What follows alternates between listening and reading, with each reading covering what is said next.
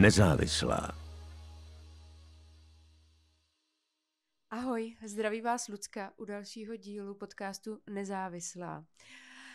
Dneska jsem si pozvala odborníka na slovo vzatého, který řeší duši, ale tu dětskou, tu ještě takovou tu víc citlivější, než my dospěláci dokážeme vlastně vstřebat, tak ty děti jsou to nejcitlivější. Paní primářko Dudová, já vás zdravím. Dobrý den, Lucie. Jak jste se k tady tomu oboru vůbec dostala? Přece jen to není lehké koukat na ty nemocné děti. Tak já jsem vlastně začínala jako psychiatr pro dospělé a potom jsem se přestěhovala z Moravy do Prahy. Chvilku jsem pracovala v psychiatrické nemocnici v Bohnicích ještě jako lékařka pro dospělé pacienty a pak jsem byla oslovená s tím, že se vlastně uvolnilo místo na druhé lékařské fakultě a protože druhá lékařská fakulta je spjatá s dětskou psychiatrickou klinikou, takže jsem šla sem a vlastně bylo takové přirozené, že ten obor změním a že si k té dospělé psychiatrii přiberu ještě tu dětskou a adolescentní. Jaké byly vaše začátky, když se vám ty děti svěřovaly, nebo někteří ani nechtěli, že když bylo to jako těžké, že jo, s nimi, tak jak jste to pociťovala? Přece jen je to dost zátěž na psychiku samotnou. Tak samozřejmě, že ze začátku ty příběhy a vůbec ta práce byla náročná v tom, že člověk se musí přeorientovat. Je to jiné. Ten obor má mnoho společného s dospělou psychiatrií, ale je svébytný, má svá specifika a právě ta specifika se člověk musel naučit. No a pak je ještě druhá stránka, že vlastně se musela trošku přejít na komunikaci s rodiči. A ono to je taky umění, kterému se musíte naučit. Takže umět správně volit slova, správně komunikovat, správně vypíchnout to, co je důležité a co se má v určitou dobu řešit a co tak důležité není. Takže nějaký proces to byl, nemyslím si, že by trval zase nějak hrozně dlouho. Důležité je, že člověk do toho jde s takovým nadšením a s tím, že zase ten obor své působnosti rozšíří. My se teď nacházíme na půdě dětské psychiatrické kliniky v Motole, kde já jsem se sama před 20 lety léčila z anorexie, kde jste mi de facto zachránili život, tomu i bez nadsázky můžu říct. Kolik tady máte vůbec dětí, pacientů, kteří se teď léčí s nějakými jako svými duševními poruchami? My máme pořád kapacitu 50 lůžek, ta se nějak nezměnila a je to ke škodě, protože ten nápor na dětskou psychiatrickou péči, ať už lůžkovou nebo ambulantní, je v posledních letech enormní. Určitě bychom si zasloužili víc lůžek, hlavně protože poskytujeme akutní služby, to znamená, že jsme schopni akutně přijmout dítě s problémem, který nesnese odkladu. Nejčastěji sebevražedné děti po suicidálních pokusech, se závažným sebepoškozováním, se závažným typem poruch příjmu potravy. Takže to je něco, co nám chybí. Ta lůžková kapacita je nedostatečná v celé republice, ale s trochou nadsázky se dá říct, že celosvětově není to problém, který trápí jenom nás tady v Čechách, ale je to problém celosvětový. A když jste ještě, Lucie, zmínila tu vaši zkušenost s naší klinikou, já skoro musím říct, že vy byste byla výborná ambasadorka, protože to je přesně to, co by někteří potřebovali slyšet, že ta péče není za trest, že to není, i když spousta dětí sem přijde, takže je sem dají rodiče. To znamená, nejsou tu dobrovolně. Mají pocit, že nemají problémy, nebo že ten jejich problém není tak závažný, aby vyžadoval hospitalizaci. A je moc pěkné vidět, že s odstupem to zase člověk může vidět jinak. A když to sdělí tomu okolí, tak je to taky něco, co slyší jak ti pacienti, tak rodiče, že opravdu ta péče není nahraditelná. V určitém stádiu onemocnění prostě to nelze jinak, než tou hospitalizací vyřešit. Přesně tak, já vám dám dneska za pravdu, ale před těma 20 lety samozřejmě, když jsem sem nastupovala, tak jsem tady hřivala hystericky na pana doktora Gece a na všechny, že se zabiju a uteču a že vlastně nechci se léčit, protože není z čeho a že mi nepřijou být hubená, tak právě proto jako chápu i ty děti, jak se cítí a ale věřím z tomu, že vy jim tady dáte tu nejlepší péči, nebo aspoň já sama za sebe to můžu jako říct, potvrdit a myslím si, že ze mě docela vyrostl jako jedinec samostatný. Takže já vám i za tu vaší práci strašně moc děkuju. A je nějaký nárůst onemocnění psychických u těch dětí, něco, co se teďka jako specificky fakt řeší? Tak máme takové standardní poruchy, které prostě jsou tady pořád a jsou tady poměrně stejným zastoupení. Už jsme zmínili poruchy příjmu potravy. To je takový evergreen, který prostě má vždycky nějaký malinký nárůst, malinký pokles třeba, ale drží se to tak plus minus na stejné úrovni. Byť třeba musím říct, že v té době zhruba kolem lockdownu se nám objevovaly děti s poruchou příjmu potravy, které se současně velmi závažně sebe poškozovaly. A to třeba bylo něco, na co jsme dřív zvyklí nebyli. Ale ten opravdu enormní nárůst vidíme u dětí se sebevražednými myšlenkami, závažným sebepoškozováním, s opakovanými sebevražednými pokusy, který často ani neřeší, které vlastně tak jako hodí do placu 50/50, vyjde to nebo nevyjde to. Neví o tom nikdo, neví, třeba až tady se nám svěří s tím, že jako před 14 dny se někdo intoxikoval nějakým mixtem léků a čekal, jestli se probudí nebo neprobudí. To je šílený. A kde to má ten prvopočátek té bolavé dětské duše? To je opravdu strašně těžko říct. Ta problematika je samozřejmě u každého individuální, nedá se to říct úplně obecně. Pravda je, že spousta dětí se cítí v některých věcech jako přetížená, že mají ten pocit, že je na ně vyvíjený velký tlak. Zas na druhou stranu je tady spousta možností, jak některým věcem ulevit a někdy se ulevuje tak dlouho, že vlastně už to, co bylo dřív norma, je nyní zátěž a to taky není v pořádku. Čeho jsme si všimli v posledních letech, je to, že děti nejsou zvyklé řešit svoje problémy, že velmi spoléhají na pomoc druhých, nejčastěji rodiny, a tím pádem samozřejmě, když se nenaučíte řešit problémy malé, tak potom, když přijde velký problém, tak ho taky nedokážete řešit. A obecně, co bych řekla, tak je záležitost komunikace a to je hodně komunikace v rodinách. Máme rodiny, kde, když potom s nimi hovoříme, a jsou to rodiny fungující, není v tom nějaký prvek, že by prostě byl někdo z rodičů třeba nefunkční, ale i tak jsou třeba rodiny, které společně nestolují. Netráví společně volný čas, nejezdí na dovolenou, neužívají si o víkendu nějakých výletů nebo nějaké jiné aktivity, které mohou být jako opravdu nezávislé na tom, kolik financí ta rodina má, ale jde o to trávit čas společně. A to se zdá v poslední době, že se dost vytrácí. Hodně se i řeší, jaký vliv má ta rodina na to dítě už od malého miminka, že de facto, když tam třeba není úplně ta bezpodmínečná láska té maminky, že to prostě třeba nedokáže nebo to, tak vás to ovlivní do toho dospělého života. Co je na tom pravdy? Tak řekla bych, že zase je to ta zkušenost víc té poslední doby, že se nám opakovaně stává, že rodiče samotní mají nějaký problém vlastní s psychickým zdravím. To znamená, trpí různými úzkostmi, depresivními poruchami. Řekla bych, že u těch hospitalizovaných dětí, když si dokážu udělat odhad, takže by to třeba mohla být až polovina rodin našich pacientů. To je strašný. To je strašný. A myslíte, že třeba zaberou ty rodinné terapie, určitě, které se tady ano. U vás dělají? Určitě rodinné terapie jsou strašně důležité v dětské a dorostové psychiatrii, protože vlastně jednak tomu dítěti umožní zažít to, že ne on má jenom problém, ale že je něco, co se má řešit v rámci celého toho komplexu rodinného a celého rodinného systému. Takže když potom vidí, že i třeba rodiče dostanou nějaký úkol na společném sezení, tak je to pro něho do jisté míry úleva.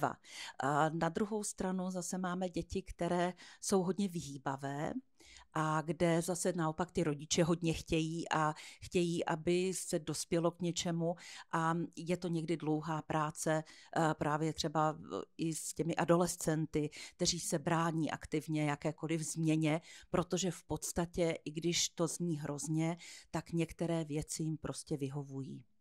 A je to třeba, právě jsou to ty zmíněné úlevy, které se týkají školní docházky, já nevím, individuálních vzdělávacích programů a podobně. Ty by měly být opravdu určené pro děti, kde to jinak nejde, ale jinak pro adolescentní děti by mělo být běžné, že jsou v kontaktu s vrstevníky, zvládají běžnou školní zátěž, jsou zapojeny do rodinného a přátelského systému v rámci nějaké své komunity. Teď v médii hodně rezonuje téma porucha sexuální identity, nebo nevím teďka přesně, jak se to podle vás jako odborně řekne, ale že děti najednou zjistějí, nebo si myslí, že jsou to druhé pohlaví, nebo dokonce žádné pohlaví. Jak je to možné, nebo kde to vzniklo?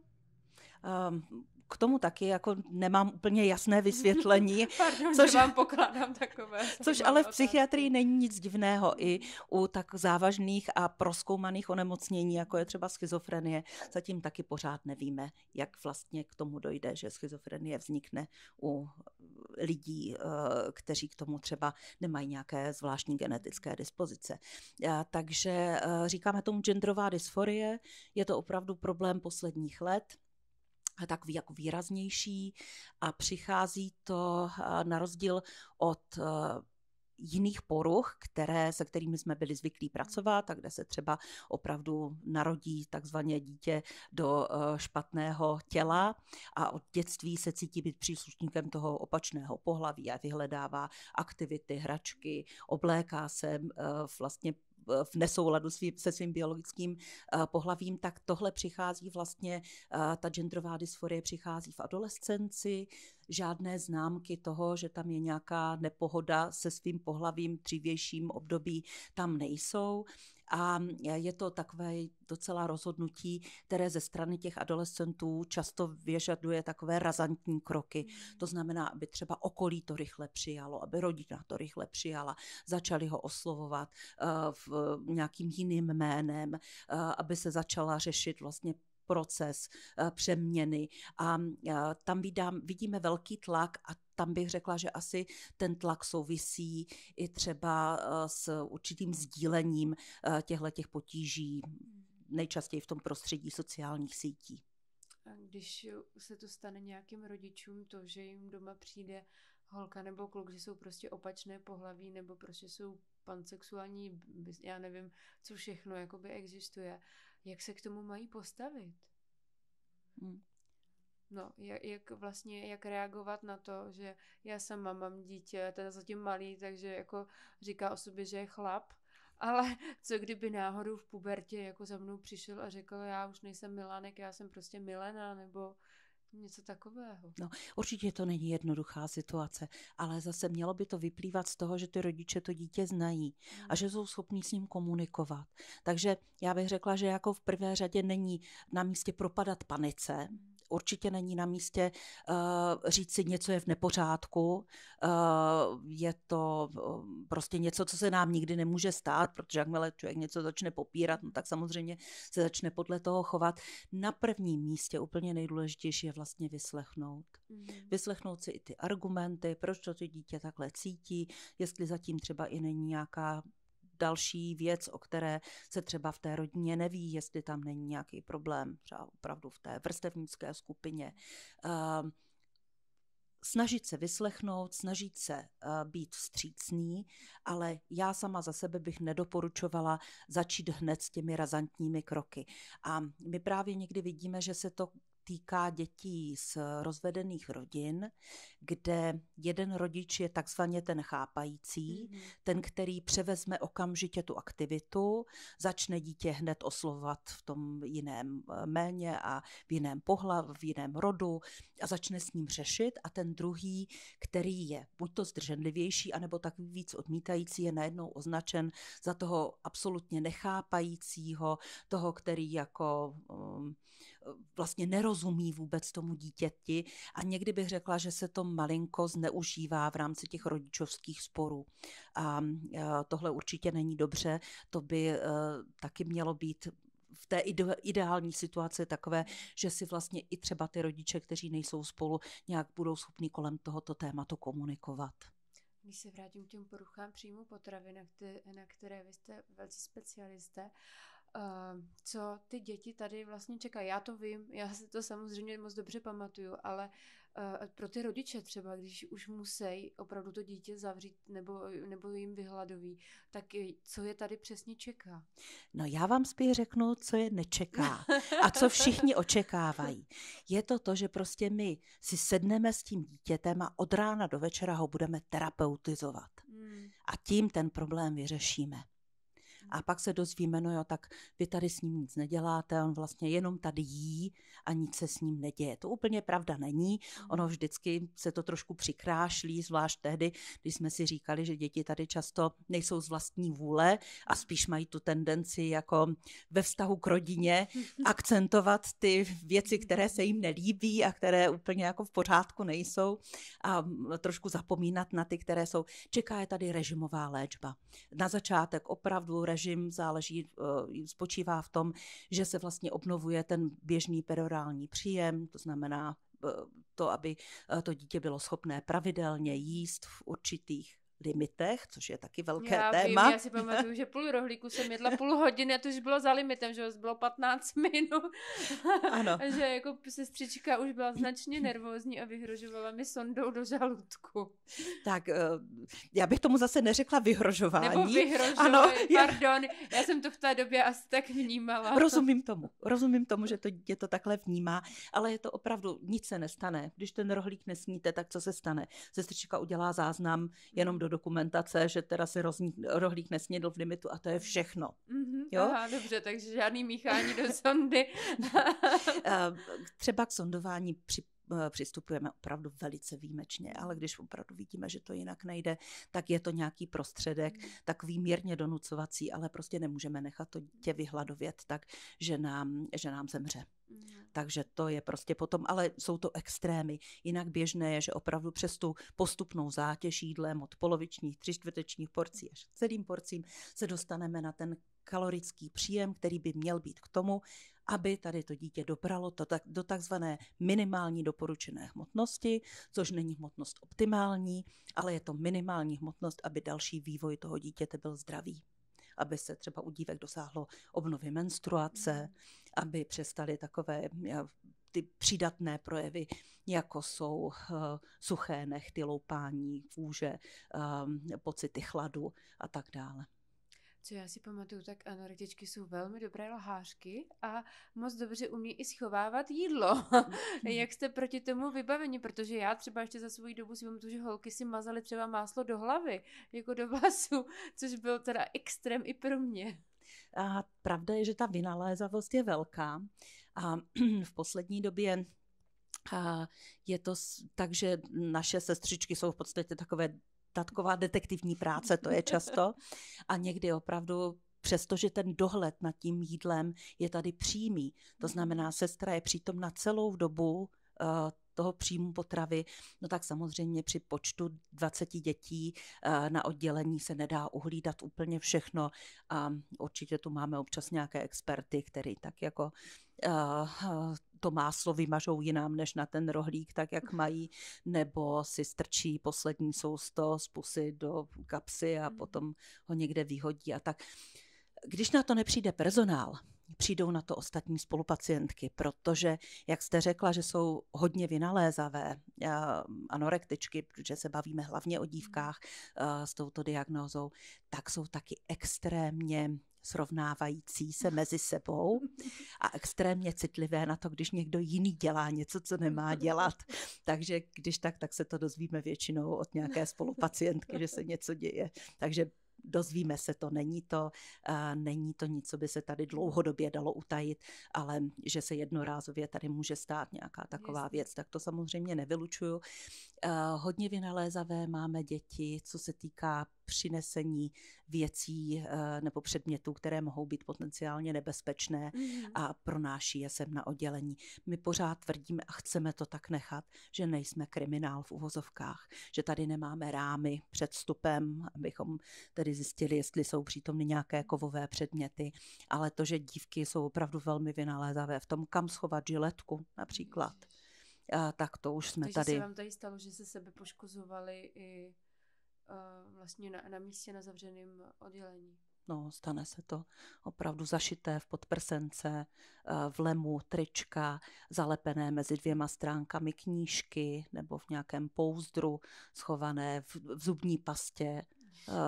Takže to jsou velmi vynalézavé, teda to jsem ani nevěděla. Je to tak. Že až takhle to může jít. Já vím, že třeba tady i anorektičky mají zakázáno cvičit, nebo pohyb, že po obědě se musí ležet nějakou určitou dobu. Ano, je to tak, ten pohybový režim k tomu patří, protože samozřejmě jedna věc je ten jídelní režim, ale potom, kdybychom nechali vlastně volný pohyb, tak je jasné, že ten příjem může být vlastně tímhletím zcela přeměněn na výdej. Takže i tak, i přesto, že tady máme spoustu takových pravidel, která se mají dodržovat, tak máme dívky, které prostě nevidíme jinak než ve stoje a pro které i ta půl hodina odpočinku po hlavních jídlech je velký problém a vidíme, že se propínají na lůžku, že vlastně neleží uvolněně, že neustále třeba zvedají končetiny a to je něco, s čím se taky pracuje s tím pohybovým režimem. Zas na druhé straně to rozvolňování i v tom režimu přichází s tím nárůstem hmotnosti, takže se jde postupně od nějakých vycházek, pobytu na zahradě, vycházek po areálu, celodenních vycházek, propustek do domácího prostředí a i tady na oddělení mají možnost od určité doby třeba krátce cvičit, není to žádné silové cvičení, to spíš protahování, anebo v rámci různých terapií probíhají i pohybová cvičení.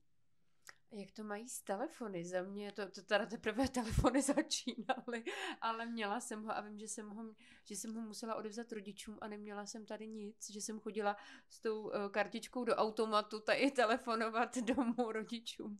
Tak automaty už to nemáme. To jsem si všimla. A samozřejmě, že jak ta doba pokročila, tak pokročilo i to, jakým způsobem se komunikuje a my dnes nebráníme v komunikaci dětem se svými nejbližšími, ale máme ji omezenou.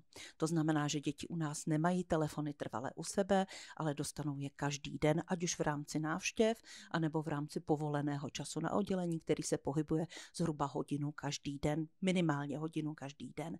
A musím říct, že přestože to často bývá velkým problémem při vstupu, že děti říkají, já to nevydržím bez mobilu, nedám ho, nevydržím bez něj, je to součást mě, tak ty zpětné vazby, které máme, mají v tom, že většina dětí to hodnotí jako úlevné. A úlevné v tom smyslu, že vlastně nemusí být neustále na příjmu, že nemusí být pořád pod tím tlakem neustálé komunikace nebo neustálým přijímáním nějakých zpráv zvenčí. A vede to taky k tomu, že samozřejmě víc komunikují se svým okolím. A to je báječné. Mně se to taky zdá, že to je dobré pravidlo. Já bych to zavedla všude. Nejen tady. A vy jako odbornice, jak pohlížíte na sociální sítě, protože i ty jsou velkým problémem dospívajících dětí, nebo i dětí jakoby celkově. Tak, jak se říká, pokrok nezastavíme. A asi když by se člověk jako vyloženě bránil, tak stejně s tím nic nenadělá. Zas na druhou stranu, to, co jsme ještě spolu neprobrali a myslím si, že je to důležité o tom mluvit, je, že každé dítě potřebuje mít hranice.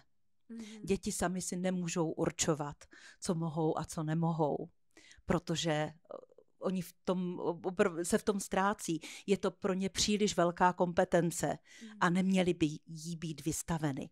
Takže i tady v tomhletom používání, telefonování nebo opravdu kontaktu s těmi sociálními sítěmi by měla být regulace odpovídající věku a tam je to jednoznačně na domluvě s rodiči. Je nějaký případ, který se vám vril do paměti? Je jich, Lucie, spousta. Asi kdybych řekla jednoho, tak bych tím trochu dehonestovala ty další, na které myslím, ale často to bývá tak, že samozřejmě člověk se úplně neodstřihne od své práce. Musím říct, že mě nejvíc v poslední době trápilo to, že opravdu je tak velký tlak, že děti, které bychom za jiných okolností velmi rádi přijali do péče, tak musíme odmítat. A věřte mi, že každé ráno přijdu do práce a první, co udělám, že se stavím u příjmové sestry a zeptám se, jak jsme na tom byli s akutními příjmy a děláme to strašně těžkou hlavu, protože samozřejmě ta logistika, máme spoustu dětí třeba na přechodnou dobu na pediatriích, které jsou tam po intoxikaci medikamenty, čekají na příjem k nám a někdy se to protahuje ta doba až neúměrně, ale je to ne tím, že bychom si to tady špatně organizovali, ale tím, že prostě nedokážeme odhadnout, jak ten nápor bude který den vypadat. Takže když potom mám už domluvené nějaké příjmy a do toho přijdu ráno do práce a jsou 3 akutní příjmy přes noc, tak zase tam, kde jsem byla 2 dny předtím a v tomhletom je to takové komplikované. Takže to bych řekla, že to mi kazí v poslední době spaní nejvíc.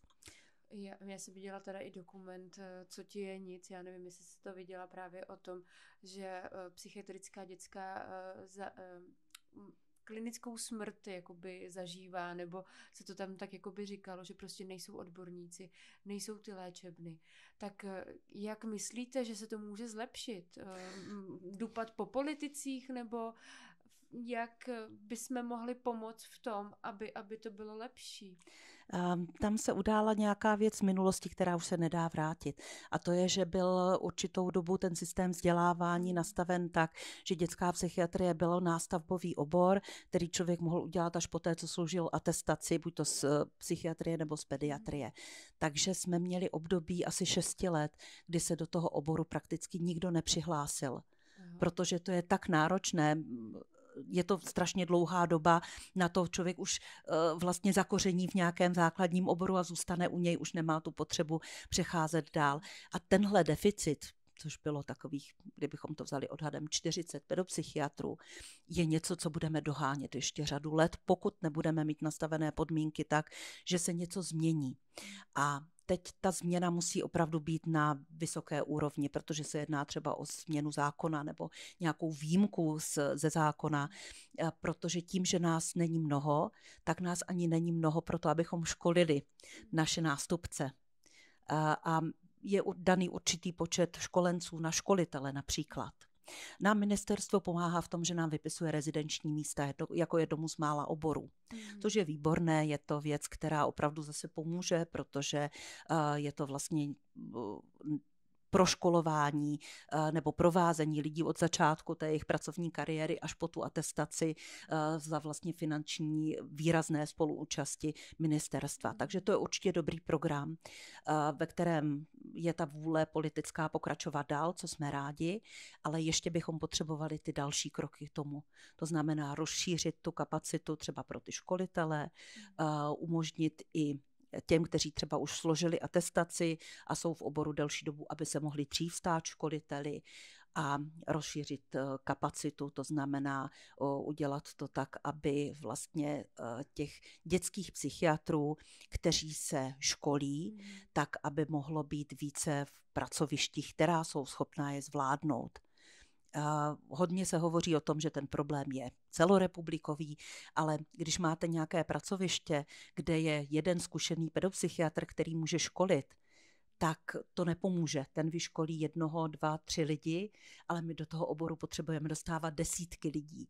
Takže jsou i takové jako myšlenky, že by bylo docela dobré na určitou dobu alespoň tu školící kapacitu nějak centralizovat. Tak já budu držet palce, aby se to zlepšilo, protože že ty bolavé dětské duše, to je bohužel hrozná věc, ale já bych to ráda zakončila něčím veselějším. Vrací se vám takhle třeba pacienti, nemyslím tím, že aby se šli znova léčit, ale že vám třeba přijdou poděkovat za to, že jak jste se k ním chovali, že jste jim opravdu pomohli. Udělá nám to vždycky radost. Když se někdo takový objeví, musím říct, že moje třeba zkušenost teď z nedávné doby byla, že opravdu se ke mně objednala slečna, kterou jsem viděla asi před 8 lety. Byla jsem její ošetřující lékařka tady a přišla mi říct, jak se má. A povídali jsme si tady půl hodiny o tom, jak šel její život dál. Neviděla jsem jí celou tu dobu těch 8 let. U nás je trošku problém v tom, že my vlastně ty pacienty si tady ošetříme, hodně se jim věnujeme, aspoň je to náš trend, že jako lékaři, ošetřující se hodně věnujeme svým pacientům. A pak je vlastně vypustíme a pokud se nám ten pacient nevrátí, což samozřejmě nechceme, tak nemáme zpětnou vazbu o tom, jak se mu daří. Ale pravda je, že s některými pacienty člověk navázal takový jako kontakt. Teď teda vzpomenu na jednu, jak jste říkala, jestli je nějaký příklad teda toho, co bych uvedla, tak určitě mám vlastně dívku, která se taky léčila s mentální anorexií.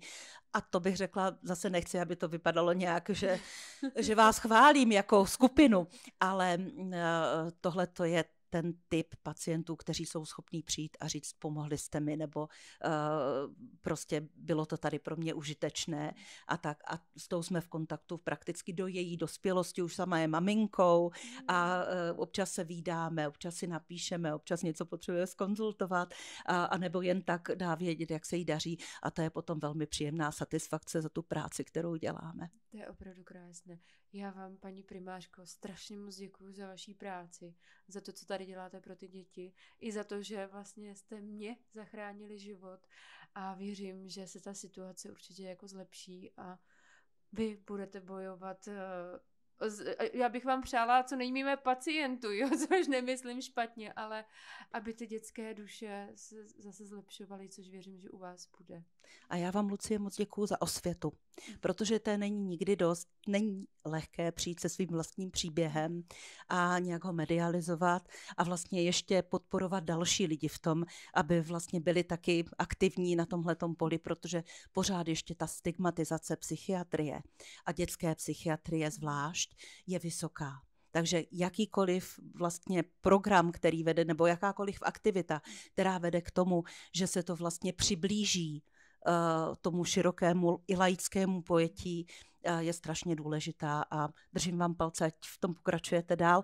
A my jsme navázali spolupráci s naší klinikou a já si toho moc vážím a děkuju za to a myslím, že ta spolupráce bude dál pokračovat. Určitě. Lucie k nám zve známé osobnosti. Ano, příště, za 14 dní přijde Marek Vašut, tak už se moc těším a věřím, že to aspoň trošinku vám tady pomůže, aspoň třeba i zvednout náladu. Děkujeme. Já vám děkuju moc. Poslouchali jste podcast Nezávislá s paní profesorkou Ivou Dudovou. Hezký den.